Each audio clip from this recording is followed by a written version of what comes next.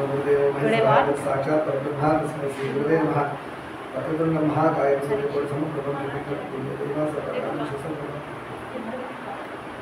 ज्ञानानन्दमयं देवं निर्मलं स्फटिकाकृतिम् आधारं सर्वविद्यानां श्रीहयग्रीवम् उपास्महे। సదాదేవతాభ్యో నమః. ఇవాళ రోజున జనమేజయుడి రాజ్యప్రాప్తి గురించి తెలుసుకున్నాం. సో పరీక్ష మహారాజు వెళ్ళిపోయాడు కాబట్టి జనమేజయుడు రాజ్యప్రాప్తి ఎలా జరిగింది జనమేజయుడికి విన్నాం. గంగా తీరాన పరీక్షిత్తు మృతదేహానికి దహనక్రియలు గావించారు. శరీరానికి దహనక్రియలు చేశారు గంగా తీరాన్ని. వేదవిధంగా ఊర్ధ్వదైహిక క్రతువులు నిర్వర్తించారు. చనిపోయిన వాళ్ళకి ఏమేమి దాన ధర్మాలు అవదానం చేయాలి, గోదానం, బంగారం, సువర్ణదానం, హిరణ్యదానం ఉంటుంది. అలా అన్ని చేసుకుంటూ వస్తే యమలోకంలో వెళ్ళాల్సిన వాడు వెళ్ళకుండా ఇవన్నీ దానాల పుణ్యం వల్ల వాళ్ళు బ్రతుకుండగా చేసుకోవాలి. అసలు చచ్చాక ట్విస్ట్ మన వాళ్ళు చేస్తారు. ఎవరు కొడుకు కూతురు ఉంటారు కదా. చాలా మందికి డౌట్ ఏంటి, కొడుకులో కూతురు ఎందుకు చేస్తారు, చచ్చిపోయిన వాడికి డబ్బులు దాచిపెట్టుకుంటారు కదా అని డౌట్ ఉన్న వాళ్ళు బ్రతుకుండగా చేసుకోవాలి. అది నిజమే, దట్ ఇస్ రైట్. ఎందుకంటే అందరు చేయాలని రూల్ లేదు కదా. మనకి మనం వెళ్ళిపోయాక మన కొడుకు కూతురు చేయాలని రూలే ఉంటుంది. గ్యారంటీగా తక్కువ చేయకూడదు పైన వచ్చామని చెప్పి తీస్తాం. మనకు సీట్ లేదు, శరీరం ఉండగానే చేసుకోవాలి. అందుకనే మీరందరూ నేను అందరం కలిసి ఏం చేయాలంటే బ్రతుకుండగానే 30,000 40,000 జమ చేసుకుని ఒక ఆవుని ఒక బ్రాహ్మడికి దానం చేసేది. ఆవు కొనాలి, బ్రాహ్మడి దానం చేయాలి. వాడు ఎక్కడ మనం కనిపిసుకుంటాం. వాడు ఆవుని ఏం తీసుకుంటాడు అంటే ఏం చేస్తాడు, ఆవు ఎవరైతే ఉన్నాడో ఓనరు వాడికి కొంచెం డబ్బులు మాట్లాడుకుని ఆవుని అంటాడు. ఆవుని తెచ్చి ఏం చేస్తాడంటే ఈ బ్రాహ్మడికి డబ్బులు ఇచ్చేస్తాడు. ఇచ్చేస్తే ఆవుని వాళ్ళ దగ్గర కొన్నట్టుగా ఈయన డబ్బులు ఇచ్చి ఆవు కొంటాడు. ఈ ఆవుని ఈయనకి ఇస్తాడు. ఈయన డబ్బులు మళ్ళీ ఆయనకి ఇస్తాడు. ఆవుని మళ్ళీ గోవు ఎవరుందో వాళ్ళ దగ్గరికి వెళ్ళిపోతాడు. అలా ఆవు దానం చేస్తాడు. ఆ సర్వీస్ మొత్తం అని చేసినందుకు ఆవుది పట్టుకొచ్చినట్టు మళ్ళీ వాడు వాడికి ఇచ్చినందుకు ఆ ట్రాన్సాక్షన్ కోసం వాడికి ఎంతో కొంచెం డబ్బులు మాట్లాడుతాడు. లేదంటే బ్రాహ్మణ దగ్గర ఆవులు వెళ్ళిపోతుంటాయి, ఎక్కువైపోతాయి. అవునా, ఉండాల్సింది గొల్లలు లేదు, వాళ్ళ దగ్గర ఆవులు ఉండకపోతే మీడియేటర్గా ఉంటాడు బ్రాహ్మణుడు. ఓకే, ఈ యజమాని ఆవుల వాడికి డబ్బులు ఇస్తాడు. ఇచ్చి ఆవును కొనుక్కుంటాడు. దానం చేయాలనుకున్నాడు ఆవులు అమ్మే వాడికి డబ్బులు ఇచ్చి ఆవును కొనుక్కుంటాడు. బ్రాహ్మడికి ఇస్తాడు. ఈ బ్రాహ్మణుడు మళ్ళీ ఆవు వాడికి ఇచ్చి డబ్బులు తీసుకొని మళ్ళీ యజమానికి ఇస్తాడు. ఈ ట్రాన్సాక్షన్లు ఎవరికి, ఇక్కడేమో యజమానికి పుణ్యం వచ్చింది, బ్రాహ్మడికి రతువు చేయించినందుకు బ్రాహ్మడికి పుణ్యం వచ్చింది, ఆవులు అమ్మే వాడికి డబ్బు వచ్చింది. కొంచెం 40,000 అయితే కాదు.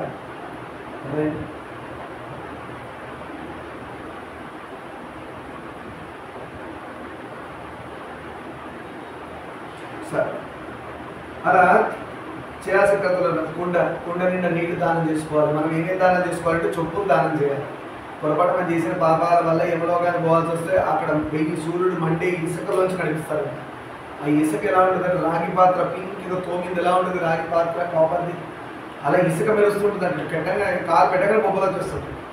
ఆ వేడికి తట్టుకోవాలి. వెయ్యి సూర్యుళ్ళు ఉంటాయి, ఆ నడకలో తీసుకుపోతారు ఆ ఎడారిలోంచి. అక్కడ చెప్పులు మనం దానం చేస్తుంటే మనకు చెప్పులు ఇస్తారు. అక్కడ ఏమో వేసుకోవడానికి కాళ్ళు కాకుండా. కుండలో నీళ్లు బ్రాహ్మడికి ఎవరి దానం, బ్రాహ్మడికి దానం. సద్బ్రాహ్మడికి ఎవరు పడితే వాడికి దానం, మంచి బ్రాహ్మడికి దానం చేయాలి. కుండలో నీళ్లు దానం చేస్తే ఆ టైంకి పైన దానం వేస్తే కుండలో నీళ్లు ఇచ్చిస్తారు, తాగొచ్చు. ఆవును దానం చేస్తే ఆవు ఏం చేస్తుంది, తోక పట్టుకుని వైతరణి నది అని ఉంది కదా చెప్పాము మనం. చీము నెత్తులని ఫ్లోయే నదిలోంచి మనం తీసుకెళ్తారు. మనది కాదు, పాపాత్ముడిని తీసుకెళ్తారు. మనం పురాణం మీద దేవుడు పట్టుకుని వెళ్తున్నాం కాబట్టి మనకి తీసుకోకూడదు.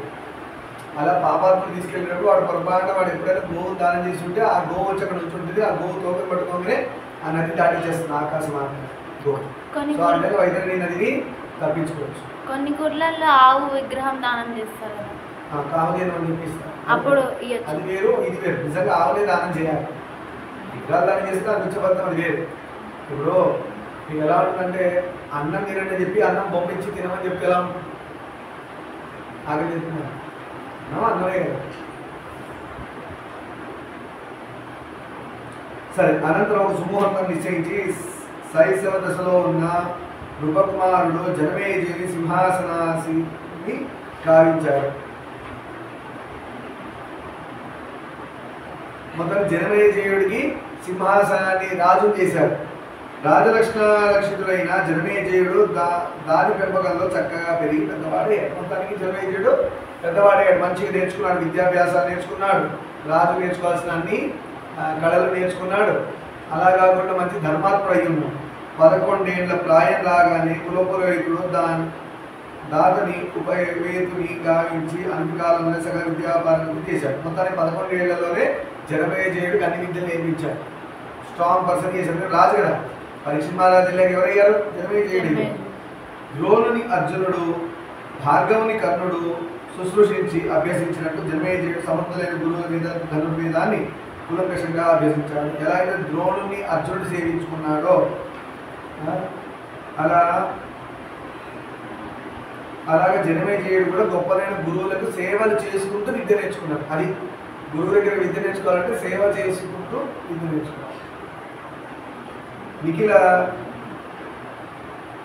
శాస్త్ర విద్యాపారంలో ధర్మశాస్త్రార్థ కుశలుడు అయిన ఆ రాజు పూర్వం ధర్మరాజు పాలించినట్టుగా చెప్పాలి.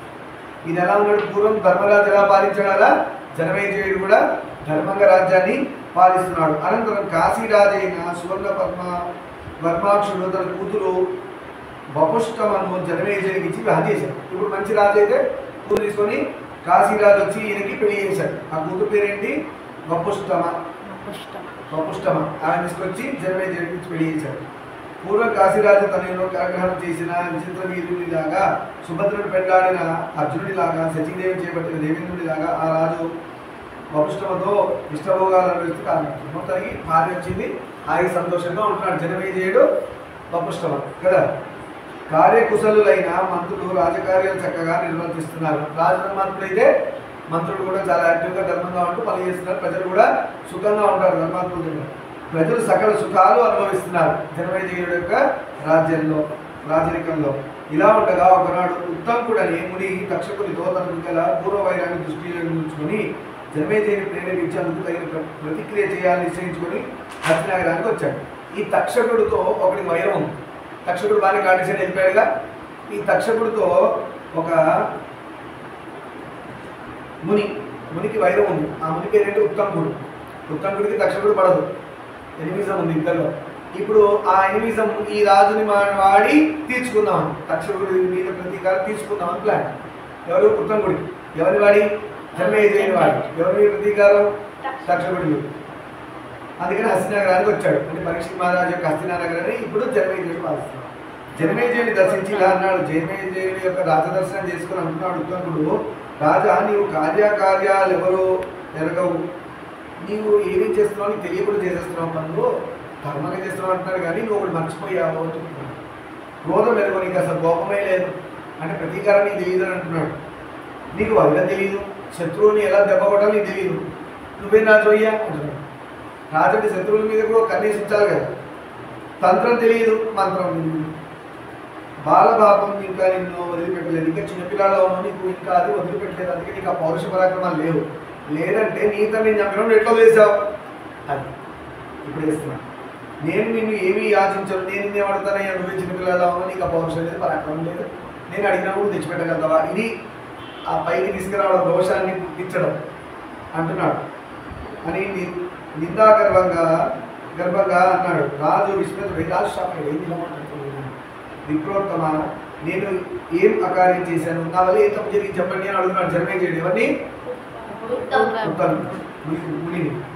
ఎవరి వైర్యాన్ని విస్మరించాను, ఎవరితో నేను శత్రుత్వాన్ని మర్చిపోయాను, అంటే నాకు ఎవరైనా శత్రుత్వం ఉందో ఎవరితోనన్నా అంటే మర్చిపోయి నేను ప్రవర్తిస్తున్నాను చెప్పండి అని అంటున్నాడు. అనగా ఉత్తముడు అంటున్నాడు, నీ తండ్రి తక్షకుని చేయి నీ హతుడు ఇయ్యాడు. నీ తండ్రిని ఎవరు చంపారు? తక్షకుడు చంపాడు. వాడేమో హాయి తిరుగుతున్నాడు, నీ తండ్రి చనిపోయాడు, నువ్వు వైరం ప్రతీకారం తీసుకోవా? కొడుకు ఉద్దేశం ఏంటి? తండ్రి కొడుకు, తండ్రిని ఎవరిని ఇబ్బంది పెడితే దాని ప్రతీకారం కొడుకు తీసుకోవాలి, ధర్మం. ఇప్పుడు ఇక్కడ ఏమైంది? నీ వెలుగవు, నీ మంత్రుల్ని పిలిచాడు, వాటిని డౌట్ నీ మంత్రులు పిలిచాడు, నిజమా కాదా అని పలకగా అతడు మంత్రులను పిలిచి అడిగాడు, ఇది నిజమైన మంత్రులు. వారు జరిగిన వృత్తాంతం అంతా సవిస్తరంగా చెప్పగా మొత్తం విన్నాడు. అతడు విని ఉద్దంకుడు చూచి, ఇప్పుడు ఉద్దంకుడితో అంటున్నాడు, ఎవరు? జనమేజయుడు. మొత్తం విన్నాడు. మునీంద్ర, నా తండ్రి మరణానికి విప్రశాపం కారణంగా ఇందులో తక్షకుడు దోషమే ఉందన్నాడు. విప్రుడు పెట్టిన శాపం వల్ల మా తండ్రి చనిపోయాడు, తక్షకుడు ఏం చేశాడు? శాపం తగ్గట్టు పోయాడు, ఆయన తప్పే ఉందండి అని అంటాడంటే ధర్మం మాట్లాడాడు, కరెక్టే. తక్షకుడు ఏమన్నాడు? ఒక పాత్ర. ఈ శాపం వల్ల తక్షకుడు బయలుదేరాల్సి వచ్చింది చంపడానికి. ఈయన కావాలని పోయి చంపాడు తక్షకుడు, లేదంటే ఆ తక్షకుని ఈ ముని చంపేస్తాడు, చంపకూడదు అంటే విప్రశాపం జరిగి తీరాల్సింది. అప్పుడు ఉద్దంకుడు ఇలా అంటున్నాడు, నువ్వు నీకు అలా అర్థమైందా అని చెప్తాను ఉంటాను అంటాను. చూడండి, మంత్రవేది అయిన కశ్యపుడు అనే విప్రుడు మీ తండ్రిని రక్షించడానికి ఉద్యుక్తుడైన వస్తుండగా, చూడు ఏ పాయింట్ అడుగుతున్నాను. తక్షకుడు అతనికి అభీప్సిత ధనం ఇచ్చి మరణించాడు. మీ తండ్రిని కాపాడడానికి కశ్యపుడు అనే బ్రాహ్మణుడు బయలుదేరాడు. మధ్యలో డబ్బిచ్చి ఆయన ముగించాడు. ఇది తప్పు కాదా? నిజంగా తక్షకుడు మీ తండ్రితో వైరం లేకపోతే డబ్బిచ్చేది పంపించాడు. కశ్యప బ్రాహ్మణుడు పంపించాల్సింది కదా, మంత్రులతో మీ తండ్రి వెతికేవాడు కదా. కరెక్ట్ పాయింట్ వాడుతున్నాడు. నిజంగానే కశ్యపుడు చేసిన మిస్టేక్ ఇక్కడ తక్షకుడిని ఈ విధంగా పట్టుకుంటుంది లాజిక్. ఇది తక్షకుడి దోషం కాదా? నీ పితృహంత అయిన అతడు నీ వైరి కాదా? నీ తండ్రిని చంపినవాడు నీకు శత్రువు కాదా అని అడుగుతున్నాడు. నీకు వృత్తాంతం చెప్తాను విను అంటున్నాడు. చూడండి, ఇప్పుడు ఒక చిన్న స్టోరీ స్టార్ట్. గురువను విప్రుడు తను పెంట్లాడద చిన్న ప్రమద్వర సర్పదష్ట అయ్యి మృతి చెందగా తన అద్దాయి ఇచ్చి ఆమె తిరిగి జీవించగా చేశాడు. గురువు చరిత్ర చెప్తున్నాడు. ఆయన యొక్క అర్ధ ఆయుష్ ఇచ్చేసేసి భార్యను బ్రతికించుకున్నాడు. ఎందుకు? సర్పం కాటేసి. అయినా ఆమె మృతికి సర్పం కారణం కనుక కనబడిన సర్పాన్ని చంపడానికి ప్రతిజ్ఞ పట్టి గురువు ఒక దొడ్డు కర్రను బయలుదేరాడు. నా భార్యను చంపింది ఎవరు? పాము. సో అన్ని పాములు చంపుతా అని చెప్పి గురువు కర్ర పట్టుకుని బయలుదేరాడ. కొట్టి చంపేద్దామని పాములు. ఎవరు? గురువు. ఎందుకు? భార్య మరణానికి కారణమైన పాములు చంపేస్తాను బయలుదేరాడు. వేలకు వేలు పన్నాగాలను హతమార్చాడు. ఎన్నో వేల సర్పాలను గురువు చంపేశాడు. అప్పటికే మనకు అది డిస్కషన్లో రాలేదు. బాధపడ్డాడు, చంపేశాడు. తుదకు ఒక ముదుసలి దండు బంతని కట్టబడింది. ముసలి పాము కట్టబడింది. ఎవరికి? గురువుకి. దాన్ని సంహరించడానికి అతడు కర్రనెత్తగా రెండు తలల చిక్కండి ప్రార్థనాపూర్వకంగా విప్పుని మహాబాగా నేనేం అపరాధం చేశాను, నన్ను ఎందుకు చంపాలని తెలుస్తున్నాను. రెండు తలకాయలు ముసలి పాము. కర్రెత్తి కొట్టి చంపుదామంటే ఇది ఎవరు అడిగినాడు? ముసలి పాము. నాయన నన్ను ఎందుకు చంపాలనుకుంటున్నావు, నేనేం అపరాధం చేశానని అడుగుతుంది ఈ ముసలి పాము. గురువు అంటున్నాడు, నా ప్రేయసి సర్పదష్ట అయి మరణించింది. ఆ కసితో నేను దుర్గోచరమైన ప్రతి సర్పాన్ని చంపుతానికి పూర్తి చేశాను. నా భార్య సర్పకాడు వల్ల చనిపోయింది. అందులో ఒక ప్రతిజ్ఞ చేసి ఏంటది? అన్ని సర్పాన్ని చంపేస్తాను. అందులో చంపుడు వస్తున్నాను. ఇప్పుడు ఇది అంటుంది సర్పం. ఆర్య, నేను విషసర్పాన్ని కాను, నేను ఎవరిని కలవను. విషసర్పాలు వేరే ఉంటాయి. శరీర సామ్యం చేత నన్ను హింసించడం న్యాయం కాదు అని మనుజవాకుతో అన్నది. విషసర్పాలు వేరే ఉంటాయి. ఆ విషసర్పాల కావడం చనిపోయింది. నువ్వు అన్ని చంపేస్తే ఎట్లా? నేను విషసర్పాన్ని కాదు, శరీరం చూడడానికి మాత్రం సర్పంలా ఉంది, కానీ నేను విషం లేదు, నేను ఎవరికి కీడు తలపెట్టను అని చెప్పింది. ఒక లాజిక్ వదిలింది తప్పించుకోవడం కోసం.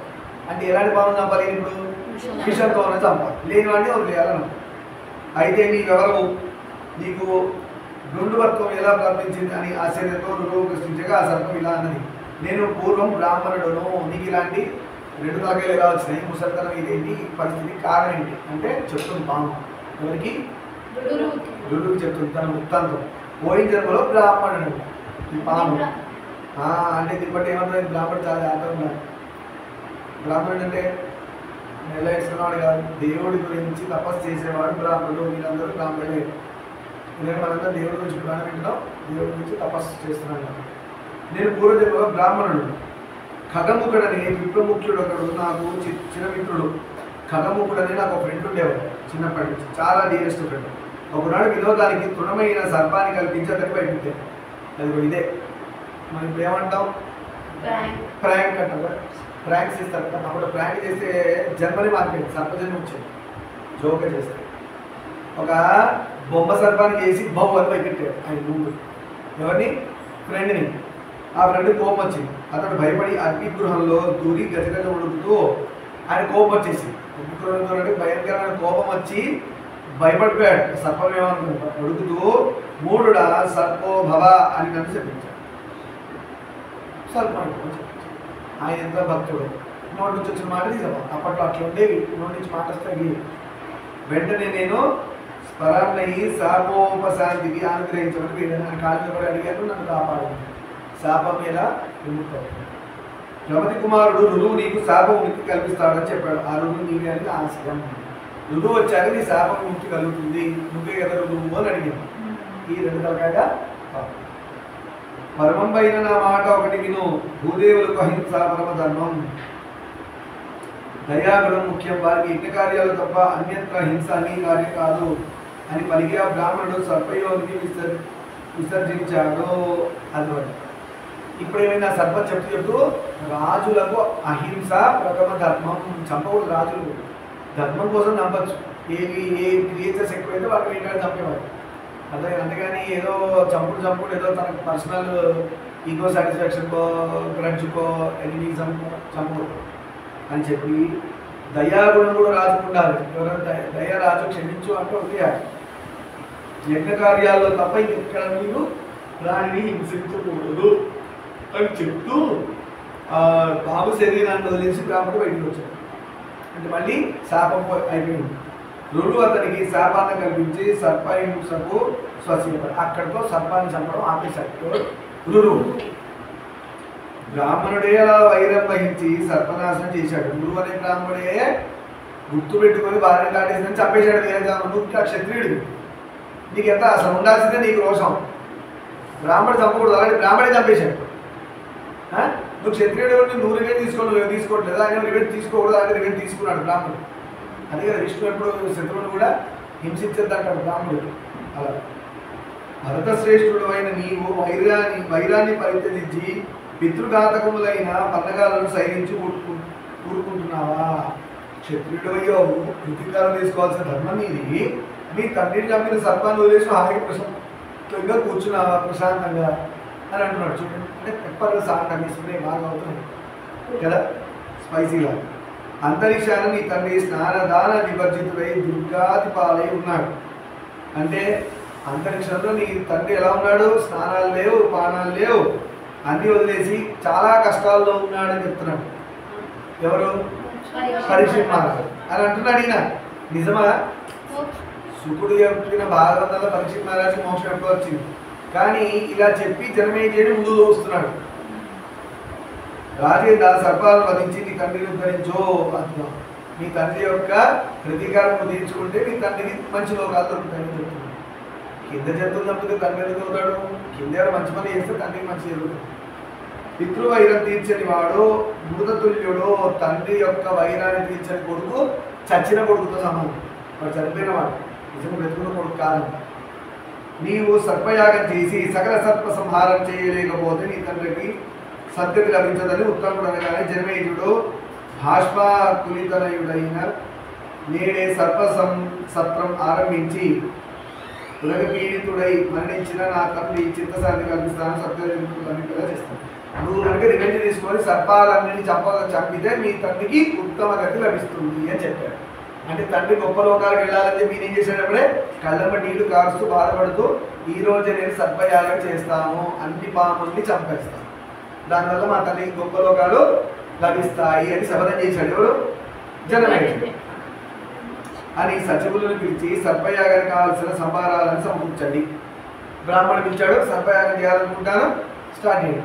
అంటే ఏం చేయాలి? ఇప్పుడు స్వాహ అన్నప్పుడల్లా పాములు వచ్చి పట్టుకుంటారు. పాములు వేస్తున్నాడు హోమగుండాలు.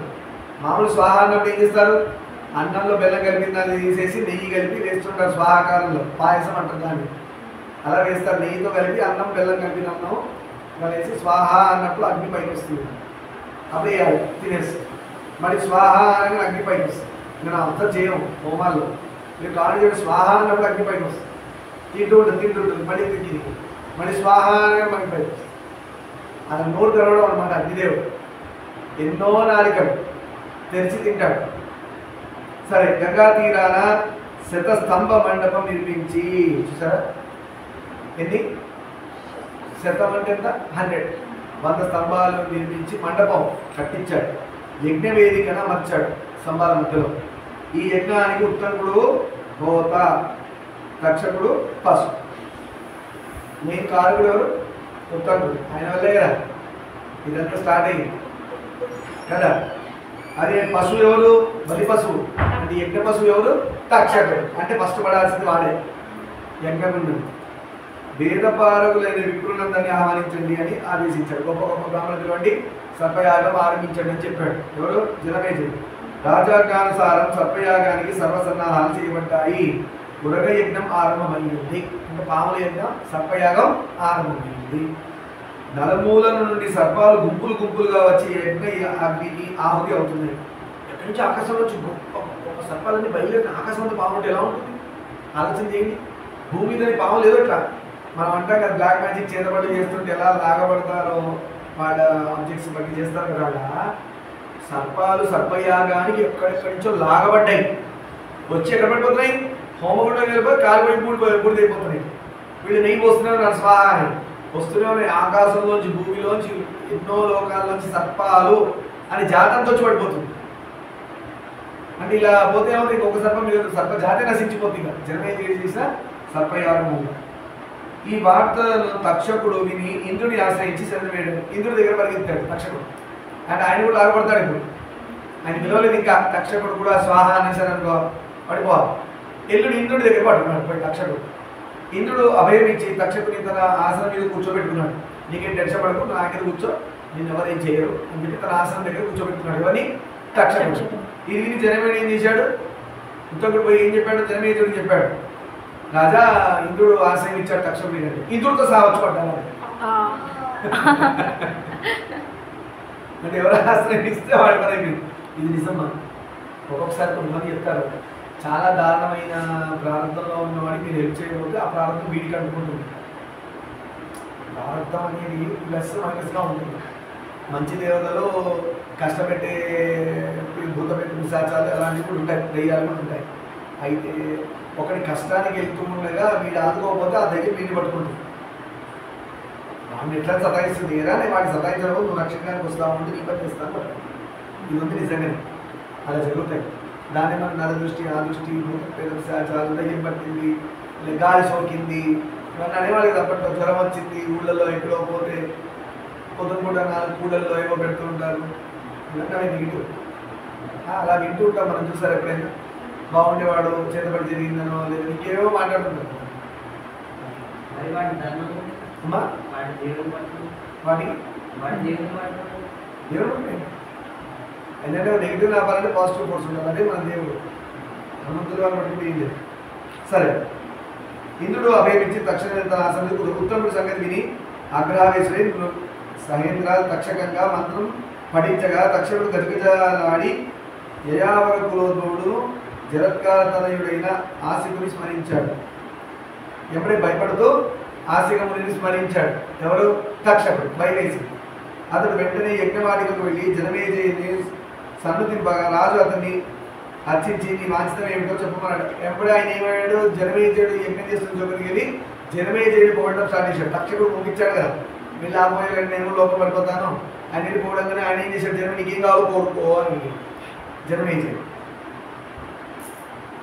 సర్పయాగం విరమించండి అని అడిగి సర్పయాగం నా కోరిక ఇదే నా సిద్ధం అన్నాడు ఆస్తికుడు ఓకేనా సత్యసంధుడైన నరేంద్రుడు యాగాన్ని ఆపేశాడు ఈ విధంగా తక్షకుడు చావు నుండి తప్పించుకున్నాడు అప్పటికి ఎన్నో సర్పాలు చచ్చిపోయినాయి కొన్ని మాత్రం మిగిలిన అవి ఇంకా భూమి తిరుగుతుంది అనంతరం వైశంపాయనుడి వలన అతడు భారతం విన్నాడు కానీ అతనికి మనశ్శాంతి లభించలేదు ఎవరు వేదవ్యాసుల వారి వల్ల ఎవరు విన్నాడు జనమేజయుడు విన్నాడు భారతం తండ్రి భాగవతం విన్నాడు శుకుడి నుంచి శుకుడి యొక్క తండ్రి వేదవ్యాసుడు ఆయన దగ్గర నుంచి ఏం విన్నాడు భారతం విన్నాడు ఎవరు కొడుకు విన్నాడు తండ్రి దగ్గర ఏమో కొడుకు విన్నాడు కొడుకు దగ్గర ఏమో తండ్రి విన్నాడు భారతం విన్నాడు అయినా కూడా ఆయనకి మనశ్శాంతి లభించలేదు ఎవరికి జనమేజయుడు అప్పుడు వ్యాస మహర్షిని దర్శించి మహాబాగా నా మనస్సు దహించుకుపోతున్నది శాంతి లేదు ఎందుకంటే తండ్రి యొక్క